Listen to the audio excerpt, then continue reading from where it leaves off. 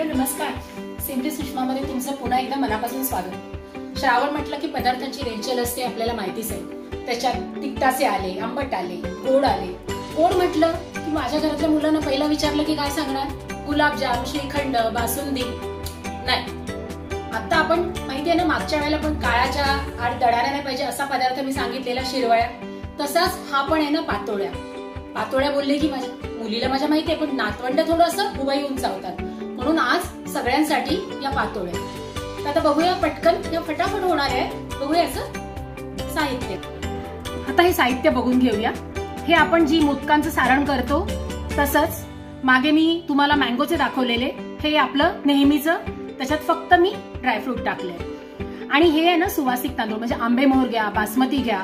मी ते रात्रभर भिजत घातलेले, स्वच्छ 3-4 वेळा धुवून घेतले आणि सकाळी हे वाटून घेतलंय। आता ह्याची कन्सिस्टन्सी ही अशी पेस्टी ठेवायची आणि हे मेन आहे याच्यामध्ये हळदीची पानं, कारण का ह्याच्यानेच ते सुवासिक बनतात। तर चला मी दाखवते एक तुम्हाला की कसं लावायचंय ते।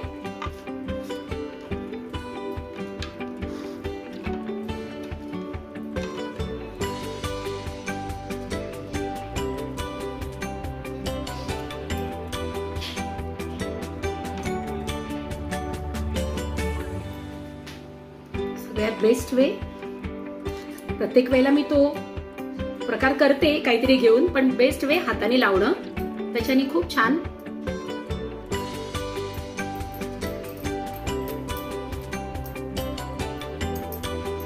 आता काही लोक आहे ना उकड काढून पण करतात मोदकांच्या सारखी, पण मला ह्या बेसिकली असेच आवडतात।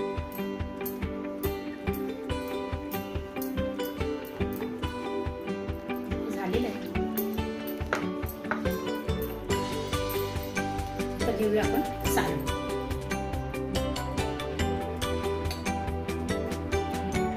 साधारण मोदकांना कसं आपण घेतो तेवढंच सारण घ्यायचं।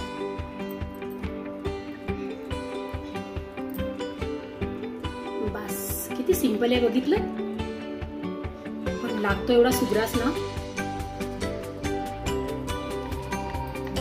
बस असेच मी सगळे बाकीचे करून घेते, वेळ वाचवण्यासाठी मी बाकीचे करून घेतले।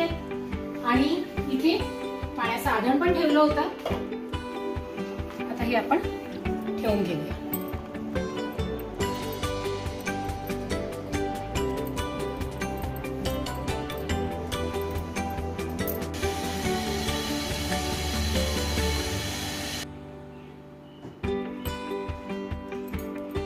आपल्या ह्या पातोळ्या आहेत ना, वाफून झालेल्या आहेत।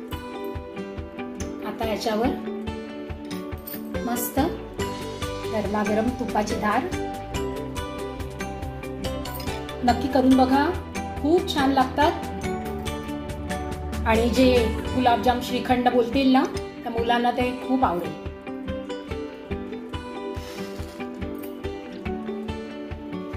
पुन्हा भेटूया असाच एक नवीन, जो काळाआड जातोय असा पदार्थ घेऊन। आतापर्यंत इतकंच। ओके, टाटा आणि बाय।